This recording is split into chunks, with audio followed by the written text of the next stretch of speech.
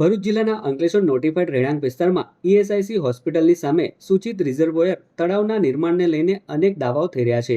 Ankleshwar industries એસોસિએશનની આગામી તારીખ 30મી જૂને યોજાનાર ચૂંટણીને લઈને હાલ ઔદ્યોગિક વસાહતમાં પ્રચારનો માહોલ ચરમસીમાએ પહોંચ્યો છે. ચૂંટણીના માહોલ વચ્ચે ઉદ્યોગકારોમાં પણ ચર્ચાએ જોર પકડ્યું છે, જેમાં સૂચિત રિઝર્વોયર યોજના વાસ્તવમાં કયા તબક્કે પહોંચી છે અને તેના અમલીકરણ માટે કઈ પ્રકારની કાર્યવાહી હાથ ધરવામાં આવી રહી છે.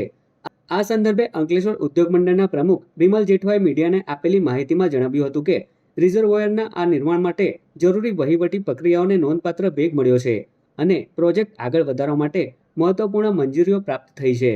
વધુમાં તેમણે જણાવ્યું હતું કે ગુજરાત ઔદ્યોગિક વિકાસ નિગમ દ્વારા અંકલેશ્વર ઔદ્યોગિક વસાહત ખાતે આવેલ પ્લોટ નંબર U2 ખાતે રિઝર્વોયર નિર્માણની આગળની કાર્યવાહી માટે સમક્ષ કક્ષાની જરૂરી મંજૂરી મેળવી લેવામાં આવી છે.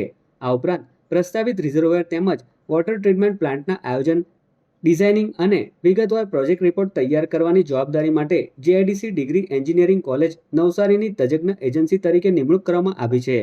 હાલમાં DPR તૈયાર કરવાની કામગીરી પ્રગતિ હેઠળ હોવાનું જણાવતા તેમણે કહ્યું હતું કે પ્રોજેક્ટનો વિગતવાર અહેવાલ પૂર્ણ થયા બાદ તેમાં દર્શાવાયેલી તકનીકી અને વહીવટી આવશ્યકતાઓના આધારે જરૂરી મંજૂરીઓ મેળવવાની પ્રક્રિયા હાથ ધરવામાં આવશે. તળાવની ડિઝાઇન બનાવવા ગઈ છે, પણ એમાં થોડી ઘણી હજી અપગ્રેડેશનની જરૂર છે. સાથે સાથે ત્યાં આગળ વોટર પંપ સ્ટેશન બી બનાવવાનું છે, એની બી ડિઝાઇન ગયેલી છે. બીજું કે આવનાર દિવસોમાં જે આપણને આ પરમિશન મળેલી છે એને અમે આપણા લોકલાડીલા ધારાસભ્ય શ્રી અને જે અત્યારે જળ સંપત્તિના મંત્રી છે જે ઈશ્વરસિંહ પટેલશ્રીનો અમે ખૂબ ખૂબ આભાર માનીએ છીએ.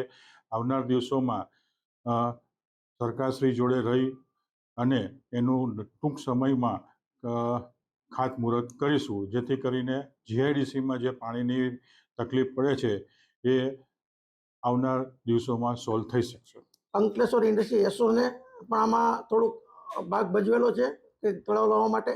અંકલેશ્વર ભાજપ નોટિફાઈડની યુવા ટીમે પણ ભાગ ભજવેલ છે અને આપણા માનવ મંત્રી શ્રી ઈશ્વરભાઈ પટેલ જળ અને પુરવઠા વિભાગના મંત્રીએ પણ આમાં ઘણો બધો સાથ આપ્યો છે. એ બધાના સહકારથી આપણા તળાવ મળેલું છે. આ તળાવ માટેની અત્યારે ડિઝાઇન માટે નવસારી GIDCની એન્જિનિયરિંગ વિભાગમાં ગયેલું છે. એ થઈને આવશે એટલે તળાવ બનવાનું કામ ચાલુ થશે. આમાં જનતાનો પણ મોટો હિસ્સો છે, અંકલેશ્વર હાઉસિંગ એસોનો મોટો છે. એટલે બધાની ઐતિહાસિક જીત છે ને એ બદલ હું બધાનો ખૂબ ખૂબ આભાર માનું છું. અત્રે ઉલ્લેખનીય છે કે અંકલેશ્વર જેવા ઔદ્યોગિક વિસ્તારમાં પાણી સંચય, ભૂગર્ભ જળસ્તર જાળવણી તેમજ પર્યાવરણલક્ષી દ્રષ્ટિએ આ રિઝર્વોયર મહત્વનો પ્રોજેક્ટ માનવામાં આવે છે. હવે DPR પૂર્ણ થયા બાદ અને જરૂરી મંજૂરીઓ મળ્યા પછી જ પ્રોજેક્ટના વાસ્તવિક અમલીકરણની દિશા સ્પષ્ટ બનશે.